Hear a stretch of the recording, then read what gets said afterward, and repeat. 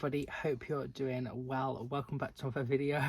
Yes, I'm wearing my hat again because I did a full hair wash yesterday and it is like so fluffy and wild, and yeah, I really need to cut it soon. But anyway, I've just made a coffee.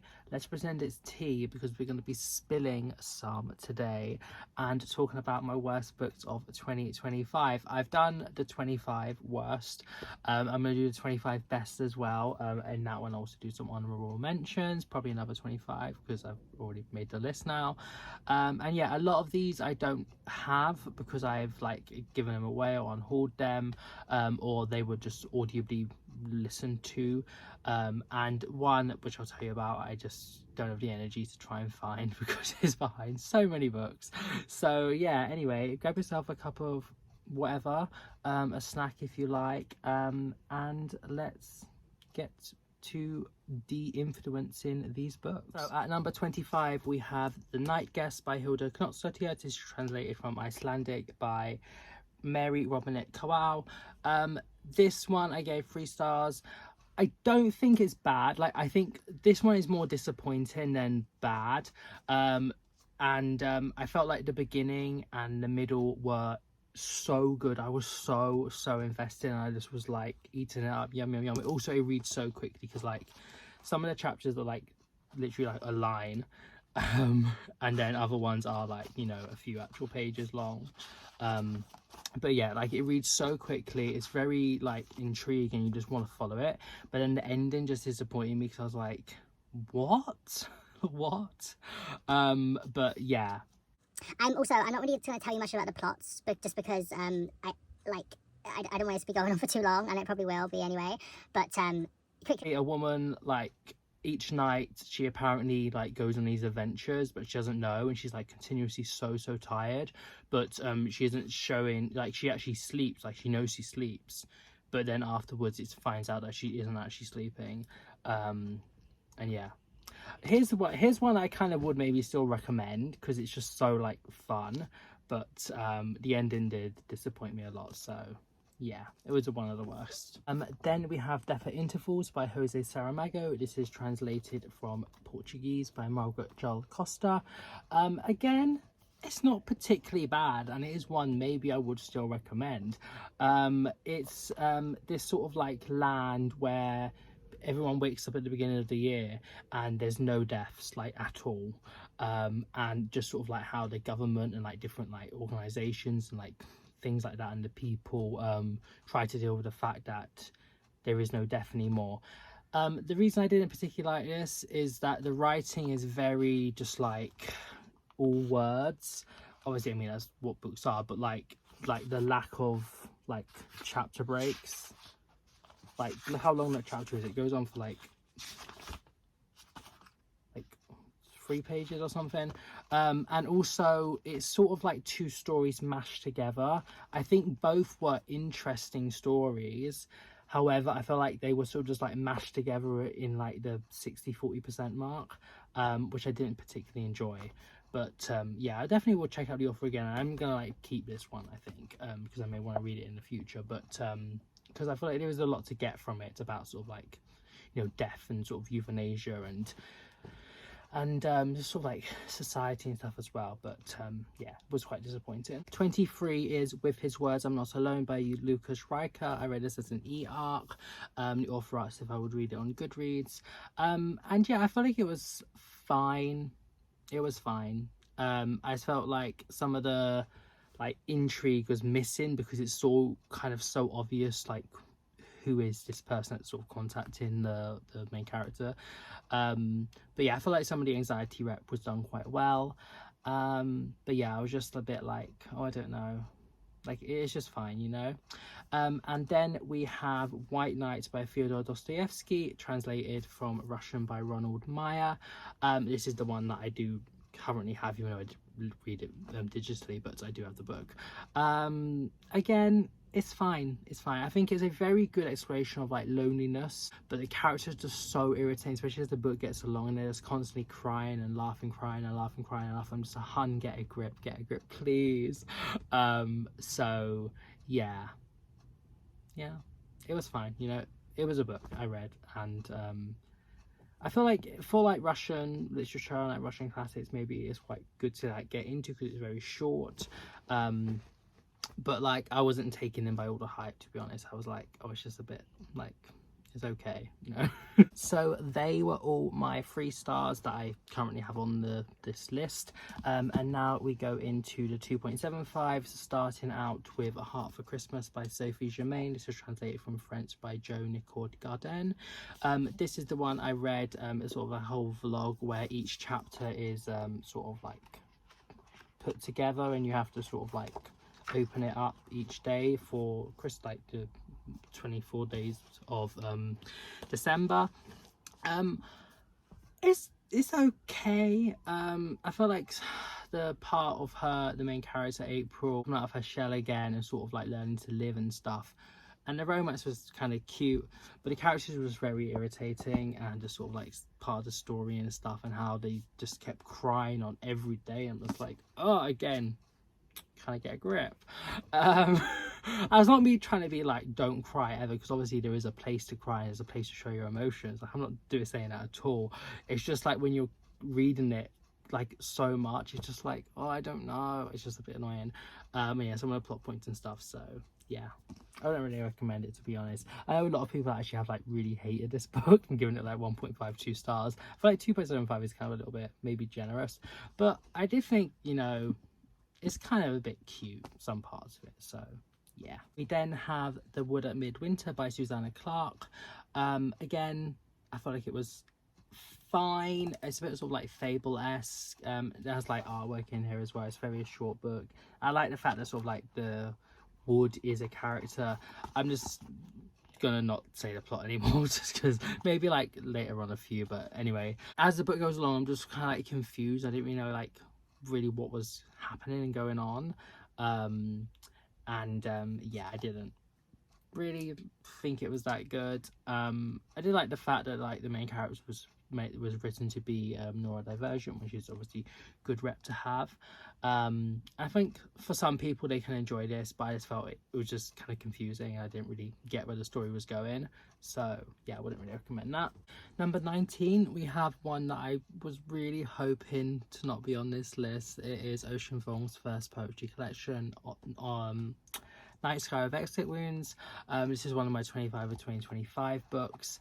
I think some parts were decent, well written, poetic, of course. I mean, it is poetry, and you can sort of understand what you're trying to say. It's not terrible, but a lot of it went over my head, and I couldn't really understand sort of what he was actually talking about in the poems, which is a really big shame, to be honest. But this one I am going to keep. I think I'm going to try and come back to it again, try and take more time with each poem, and try and understand sort of what he's trying to talk about, and sort of like the intricacies and nuances maybe of the prose. But yeah, this is one where it's sort of now getting a bit more into the I wouldn't really recommend it category.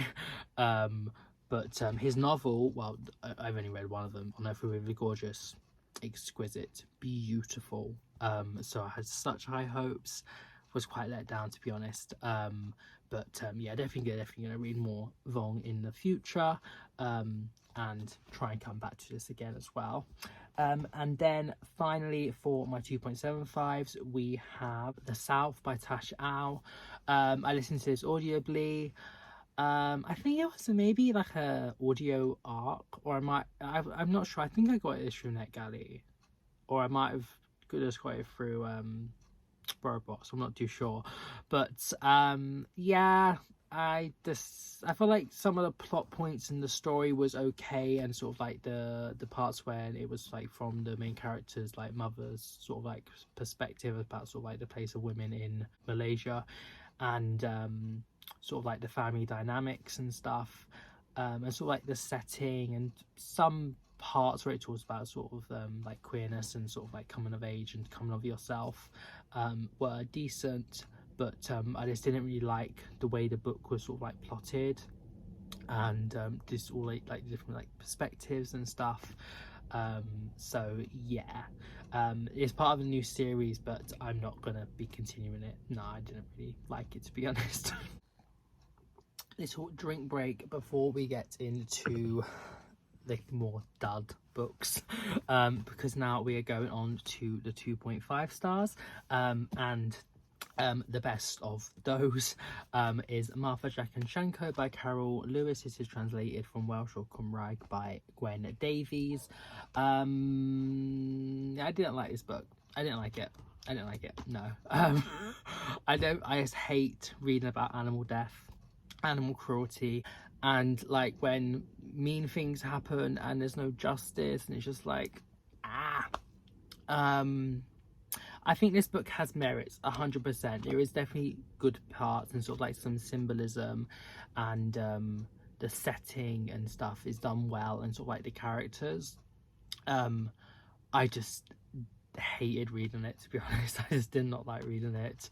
But yeah, I think this is one, again, I would possibly like to come back to. And you know, now I've read the ending and sort of understood some of the symbolism of certain parts, maybe I can go back and see more of that. And like, I think it's a decent book to read, in the sense of that, like, there is a lot to it.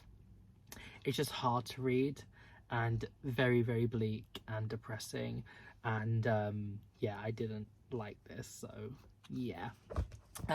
Then we have The Orange and Other Poems by Wendy Cope. Yeah, I felt just middle of the road, honestly. Like, it's not necessarily bad, but I don't think they're good. The Orange one is decent. I think maybe one or two others, but on the whole, it's just sort of like I didn't really get anything from it at all, to be honest. So yeah, wouldn't really recommend that. And then next is The Illustrated Christmas Cracker by John Julius Norwich and artwork by Quentin Blake.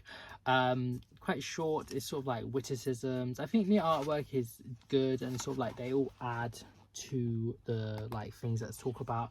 It's like the author has created these like little snippets of sort of like history, or like poems and plays, or like different like little short stories and stuff. And then Quentin Blake went along and created an illustration for that, and the author had like sent these little things to his friends and stuff for many years, in like, instead of Christmas crackers, or instead of Christmas cards or something. But I just felt like a lot of the things I didn't really get, like, I didn't really understand. I didn't really get the humor. I think you have to be sort of like his friend to have understood it, or that sort of like echelon of society and the time and stuff, which I'm not a part of, and I just didn't really care. I mean, it's fine. Like, I read it and I don't really I mean, I don't really regret reading it, but like, I could have never thought about this book ever, and I would have been totally the same, you know. So yeah. But then we have the poetry collection Ecstasy by Alex Dimitrov. Sorry, I haven't been saying the numbers. This is number 14. And yeah, it's poems. I think it was fine. They're sort of like personal poems about the author's sort of like growing up in sort of like sexuality and sort of experimentations and stuff like that, which usually like I love, because like he is gay, but he just kept talking about his dick, and I was just like, I don't really care. I don't care. I didn't get anything from it. And yeah, I wouldn't really recommend it. Then we have Links by Natsuki Kizu. This is translated from Japanese by Adrian Beck. It is a manga book. It's sort of like interconnected little tiny little short stories, like in manga form, and somehow the characters are connected. I just felt like I just couldn't discern who was who, and like, were they from that story, or like how did it all work and stuff, and like they all sort of like look very, very similar, and yeah, they're all sort of like characters that are like in like queer relationships, but yeah, I didn't really like it, to be honest. I didn't really get anything from it. I did read this physically, but I've since sold it on Vinted.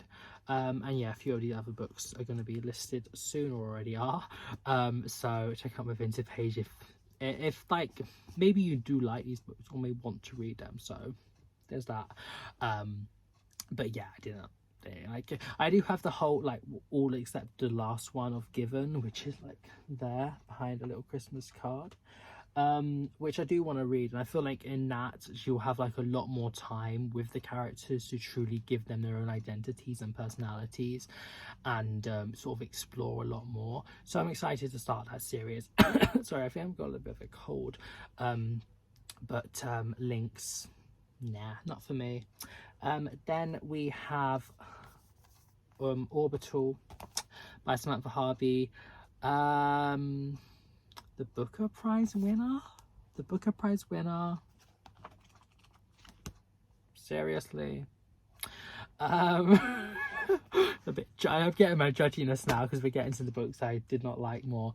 Yeah, I think it had some decent parts to say about sort of humanity and our relationship to space and the earth and sort of like global warming and the destruction of the planet, and sort of just like nostalgia and sort of like connectedness with other humans that are from like different countries, and sort of like looking at the earth from space, and like you don't see the borders because they're these imagined things, which is, you know, quite important. But it's just so many, it's like packed full of these descriptions of what they're constantly seeing, and I'm just like it's poetic and nice and written well, but how many times do I have to read about it? Like, it's just monotonous, and yeah, it doesn't really do much.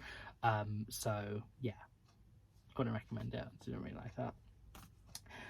Then we have April, technically by Jane Austen, but this is a dramatization, rewritten or like abridged by April DeAngelis.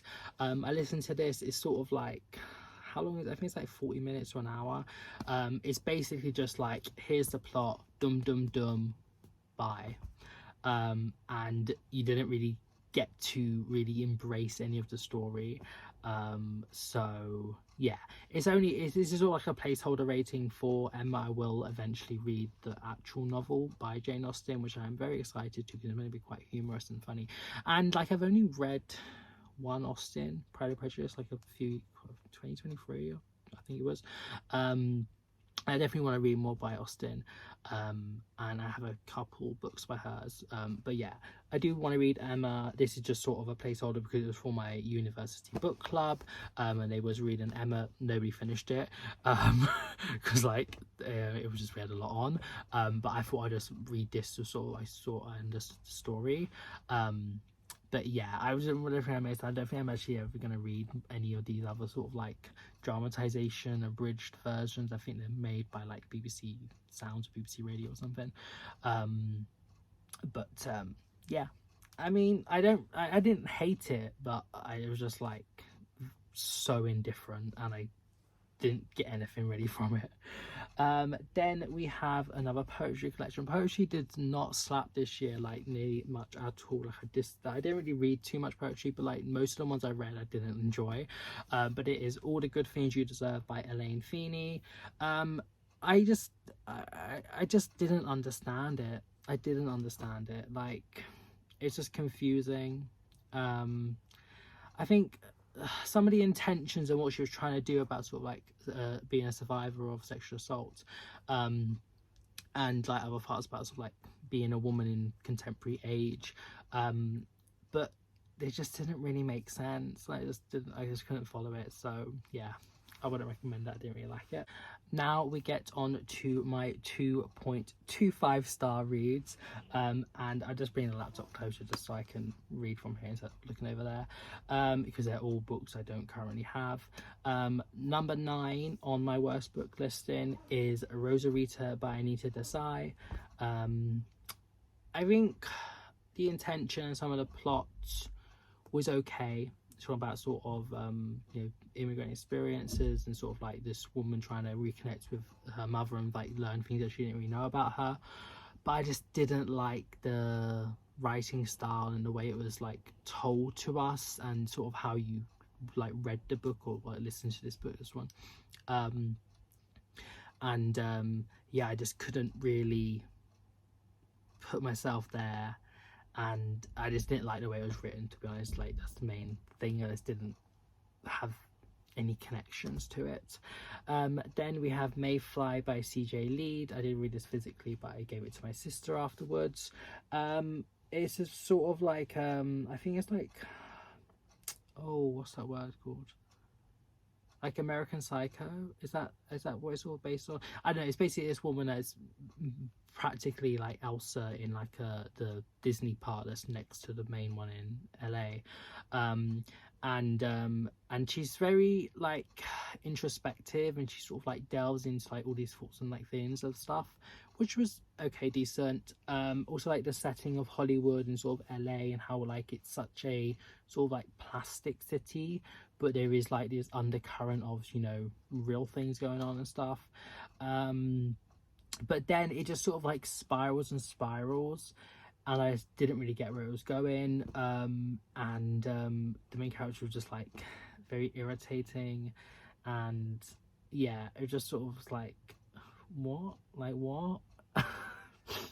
I don't know. I didn't really like it. I didn't care for it. Would not recommend it. But I gave it to my sister, not because like I don't like her. It's because we both love watching Katie Coulson, and she loves this book. And I thought, like others, like all the books on here, people can love and do love. So yeah, but I didn't. But maybe she does. Maybe my sister does love it, so that would be amazing. But yeah, I just didn't need it anymore. And then number 7 is Premonition by Banana Yoshimoto, translated from Japanese by Asa Yanida. Again, I did physically have this, but I have since unhauled it. Like a missed opportunity.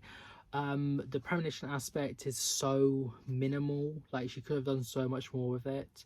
Also taboo relationships in her books again, like banana, why? A little do I feel bothered to put a spoiler warning? No, just skip a bit if you don't want to be spoiled by this book. But like sibling, sort of like, not actual incest, but sort of like sibling relationships between a brother and a sister, even though they aren't like technically related, and they do find out that like the main character wasn't actually, you know, related to this family that she was put into the unit of. She still grew up with this brother thinking he was her brother, and then, oh, it's all okay. No, it's not. No, it's not.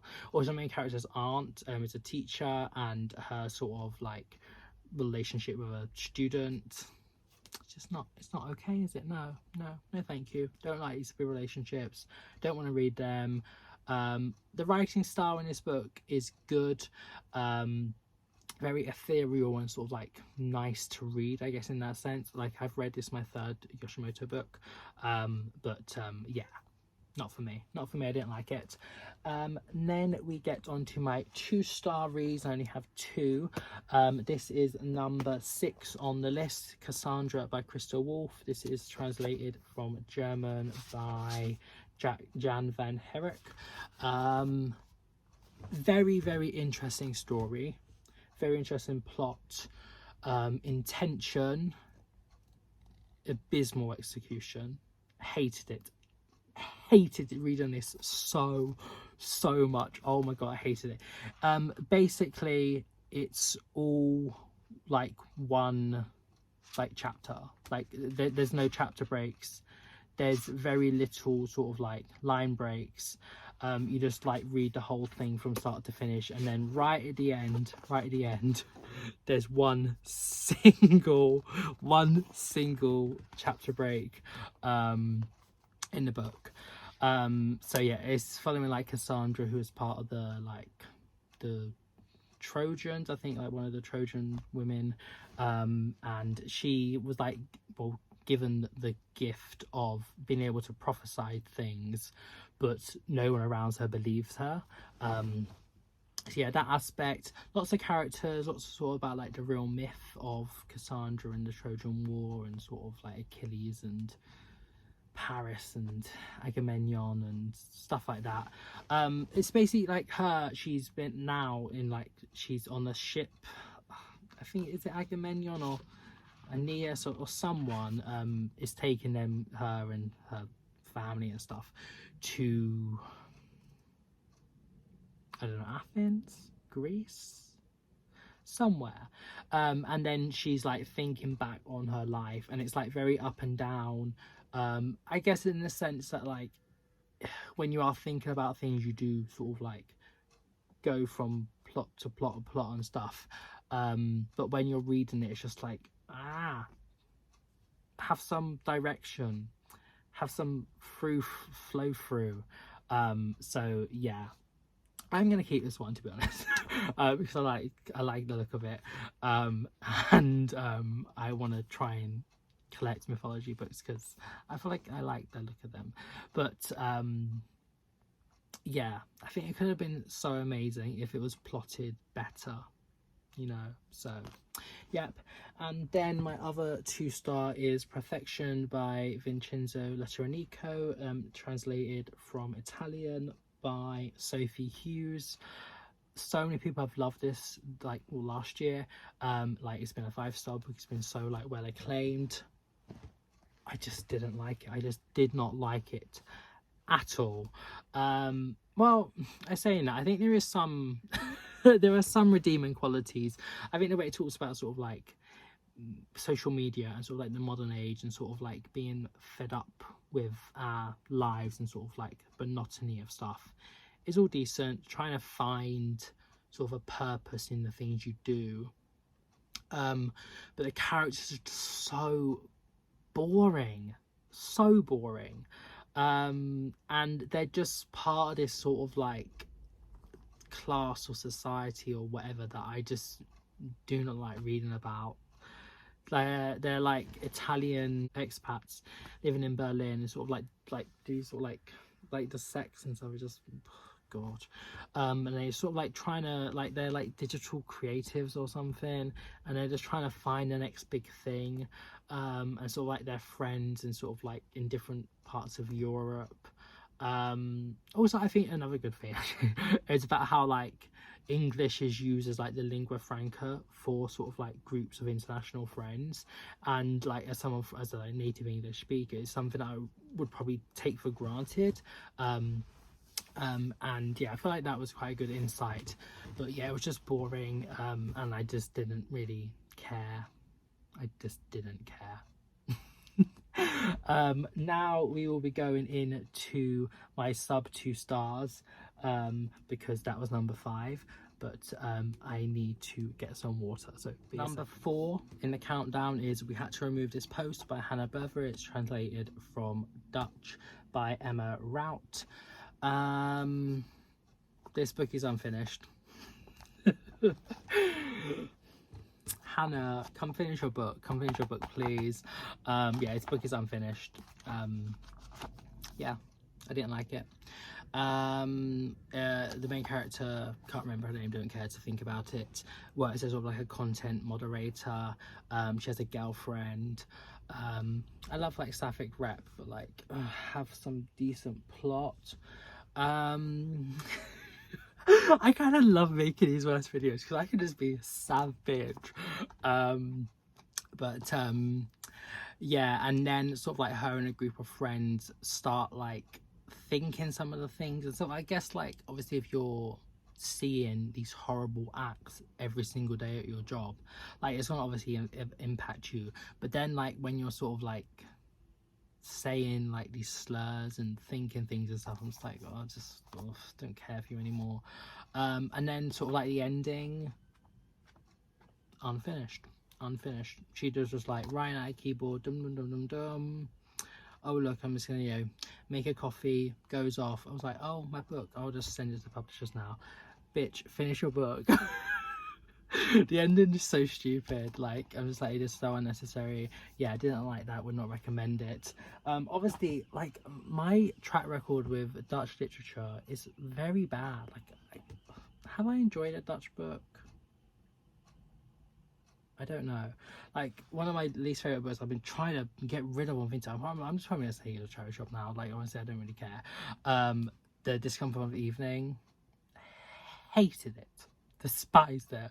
I don't know, I need to find a good Dutch book. I think maybe I'll try and do like a video series reading some of the other Dutch books I have and seeing it like, oh, what's wrong with my hair, seeing if I can actually find a Dutch book that I enjoy, because so far dud after dud. Anyway, my other 1.75 star book, number 3 on the list, is Horror Movie by Paul Tremblay. This man's last chance. Last chance. Never again will I ever read a Tremblay book. I mean, I probably will, because I don't know, I hate myself. This book is just so stupid. It's so stupid. It's so pointless. I hated it. I'm honestly, this man, I think he's actually probably my least favorite author, because he creates these stories that have such interesting premises or whatever, and I want to read them. I want to understand what's going on here, like how did it all end up and stuff like that, but they're just boring. And the characters are just irritating, and I listened to all of them audibly as well. I don't know why, because I never liked the audio, like the narrators, like accents and sort of the way they talk and stuff.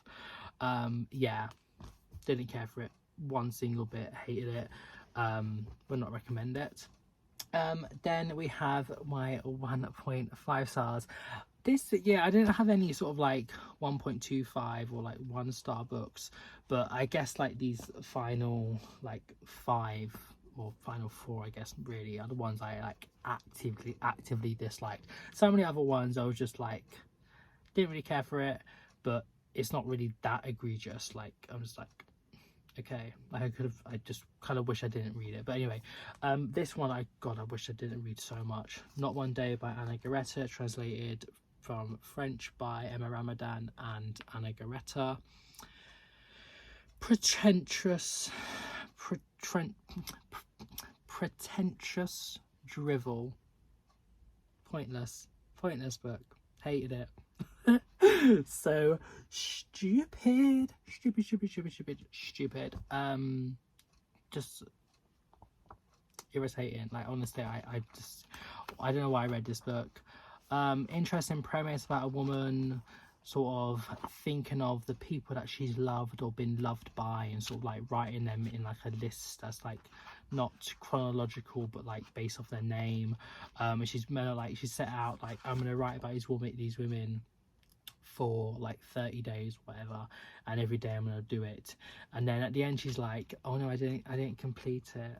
Oh no, oh poor me. And then afterwards she's also like, oh, and also one of these stories is fiction. Oh, can you guess which one? I'm like, I do not care. Do I care? No. Also, she's a little bit like predatory and a bit like, oh, I want to conquer these straight women. Like, fuck off. That's not good humanity. So yeah, would not recommend this. I do have Sphinx, which is like her novel, I think. That sounds actually really interesting, but like I think I'm gonna try and give that a chance, read like maybe the first chapter, or if it's like, I don't know how it's actually thing. If it's not done well, then I'm just gonna get rid of it, because this was just so pretentious. Like, it was just so like overly written. I was like, I'm so smart, I'm so smarter than you stupid dumb thickos. You're not gonna be able to understand my book.